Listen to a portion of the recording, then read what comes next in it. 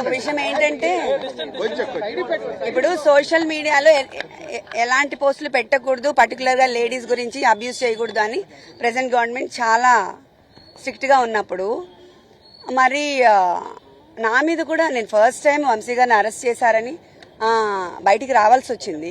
నేను that's the same thing I'm sharing with all the media. అలాంటప్పుడు మా మీద ఎలా సోషల్ మీడియాలో అబ్యూజివ్ గా ఎలా ట్రోల్ చేస్తారు, అబ్యూజివ్ వీడియోస్ ఎలా అప్లోడ్ చేస్తారు, ఇట్స్ వెరీ రాంగ్. అంటే లీగల్ గా వెళ్ళాలి కదా, వెళ్లకుండా ఎలా ఉంటాం? ఆయన సోషల్ మీడియా అలా చేయడం చాలా తప్పు కదా. అంటే ఒక పార్టీకి సంబంధించిన వాళ్ళు మాత్రమే ప్రొటెక్ట్ అవ్వాలి, ఇంకా అదర్ సైడ్ పార్టీ వాళ్ళు విమెన్ కాదా? What is this? అలా కూడా చేయొచ్చా?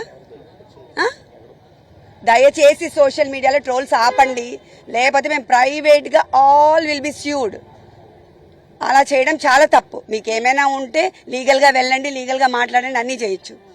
కానీ విమెన్ మీద అబ్యూజివ్ సోషల్ మీడియా పోస్ట్ దయచేసి పెట్టద్దు ప్లీజ్.